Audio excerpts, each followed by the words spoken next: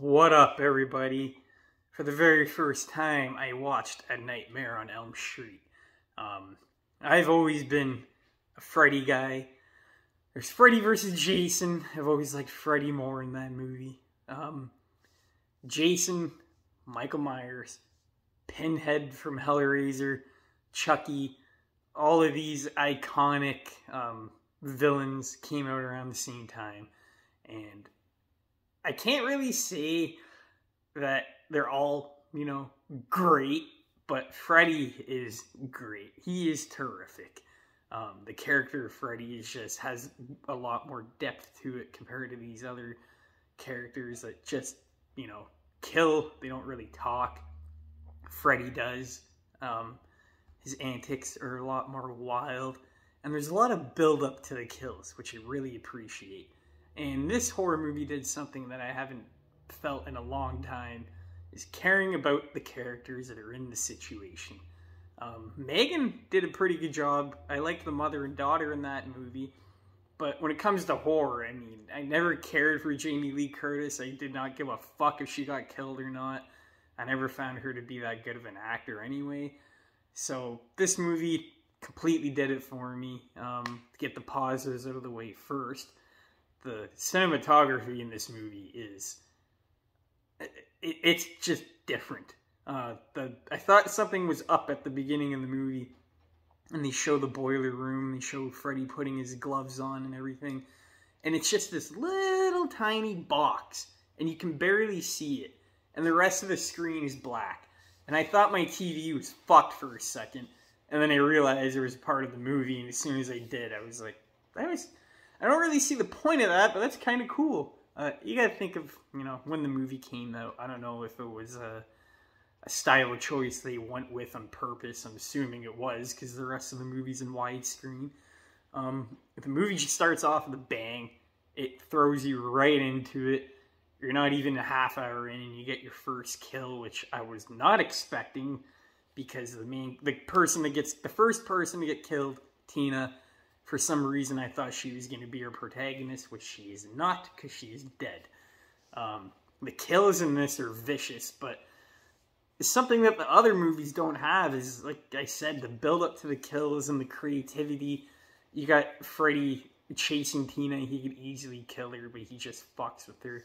The one part when he's standing in the alleyway and his arms expand, you're sitting there like, what the fuck? What is he going to do? And he does absolutely nothing. He's just fucking teasing her for what's to come. Tina's death is definitely fucked up, don't get me wrong. But I think Johnny Depp's death was my favorite in this. I think it was the most creative. Just getting pulled through the bed and then the blood splatter everywhere. But, just sinking through the fucking bed. To this day, I've never seen anything like that, so that really stood out to me. I love horror movies in general, but the 80s and the 90s, you guys know this, it just had such a different vibe to it. It had that classic feel to it, and, new horror movies can be creepy, but the shitty film grain, the shitty quality of the movie, it just makes it look even creepier. And I love how Freddy's secret lair is a boiler room. It's nothing fancy. It's just a creepy fucking boiler room that you don't want to be in. And I've always gravitated more towards Freddy just because of his costume. When I was a kid, I remember watching bits and pieces of this. I never watched the whole thing. Obviously, I wasn't allowed to. But, yeah, I think this is... I don't know how many more there are. I know there's a couple more, but so far, I would take this over Friday the 13th. I would take this movie over the original Halloween. Don't get me wrong. The first two Halloween movies are fucking iconic, and they're still great, but this just has more to offer, especially when it comes to the dream sequences, which is the best part about this whole movie. Until you get to the end of the movie, and then you find out everything that you saw was a dream. That was my only complaint.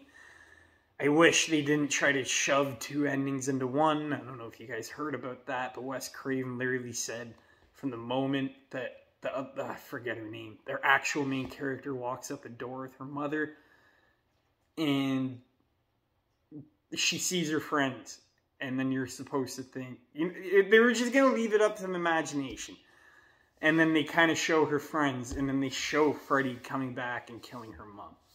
So they took away that suspense of, is Freddy actually real? If this whole movie was a dream? But yes, he is, because you see him in daylight killing her mother.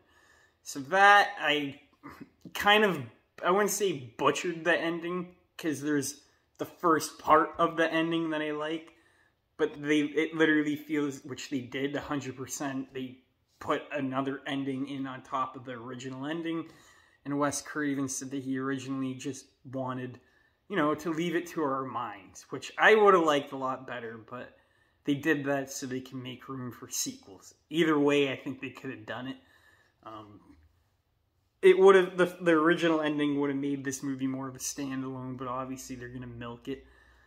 But yeah, that's the only downside of the movie when you think about it. But other than that, it's only an hour and a half. Flies by super fast. You get super interested in the characters and their situations, and you really do feel bad for everybody, especially Tina's boyfriend. Everyone thinks that he killed her. Obviously, he didn't. You get to see it with your own eyes. Everything he says is true, but obviously no one believes him. So it sucks for him, and it's like, when you're watching it, you just feel bad for the guy. And then he ends up dying, and he can't fight for himself, nothing.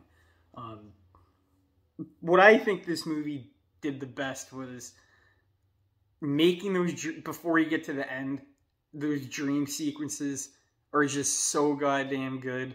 There's so much detail, from Freddy just scraping his hands in the boiler room. There's so many minuscule things that are so great. And I love at the beginning, he acts like a clown, and then the more people he kills, he gets more fucking vicious. So every time you see him, it just feels like something else is going to happen that hasn't happened before. Even though this movie came out in the 80s. People might try to redo it, but I haven't really seen anything, trying to recreate a Nightmare on Elm Street and the scenarios they put Freddy in. Which I don't want them to, because this is like one of a kind. Like, don't fuck with this movie. I don't know if number 2 is going to be as good, but I'm still going to give it a shot and watch it. Freddy vs. Jason, also a decently fun movie. I've heard from here on out it just gets campy and corny, but I mean, they're fucking horror movies. I don't really care. Plus, at the beginning of this movie, Freddy is campy as fuck anyway, so it's in his nature. So when I see him be a dumbass in Freddy vs. Jason, it doesn't really bug me. The other thing they did really well was how they used Freddy. It's a very risky move to promote your movie about the villain and only have the villain in the movie actually for maybe like 10 minutes tops out of the hour and a half runtime. But when he's in it, it's so fucking good. And you kind of don't want to see more, because seeing less of him is more. So they did a great job with that. That is a very hard thing to do. Just bringing the villain in barely and making a satisfying conclusion. But Wes Craven did it. He did it with Scream, and he did it here again. There's a couple other movies that he made I have not watched, but his directing is on another level. Rest in peace. But this movie was so ahead of its time. And it's still, like, I didn't watch a 4K disc. I just watched the streaming version. It looks really fucking good. The old movies, obviously the audio isn't the best, but the picture is really good. I'm surprised at how the colors work and everything. It looks like you're watching a new movie, and then they start talking, and you're like, oh yeah. You can just tell by the fuzzy dialogue. All in all, this is a must-watch. I wouldn't call it a masterpiece, but I'm stuck because of the ending. If the ending was actually handled the way that Wes Craven wanted it to, I would call it a masterpiece. Being perfect and being a masterpiece to me is two different things. But even though that ending does fall a bit flat, I kind of lie to myself in the back of the head and just say, it is what it is. Because either way, I have a feeling they would have made a sequel no matter what ending they went with.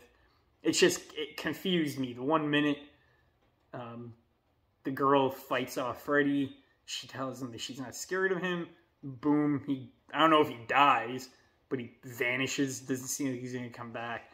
And then the next scene, everyone's all happy, and then he just comes back. And, you know, room for the second one. So that's really the only complaint of the movie to me, especially because it's the end of the movie, and I was anticipating something that would just wrap up in a nice bow. But it does, and it doesn't in a way. But overall, I'd still give this movie a 10 out of 10. It's not a Halloween movie, but it's definitely a good movie to watch around this time, just because of the atmosphere. And the vibes of this movie are unmatched, and they will never be touched, I don't think. And the man that plays Freddy Krueger is an absolute class act. Like, he just fucking kills it. Michael Myers, Jason, all of them, they're easier to nail down. We never get to see the actor actually act. It's just him killing, which isn't hard to do when you don't have to act. Freddy, on the other hand, has to act. He has to have dialogue. And still, to the end, oh my god, at the end of the day, Freddy Krueger is the most, you know, interesting villain to me. So that is basically the review. Appreciate you guys watching.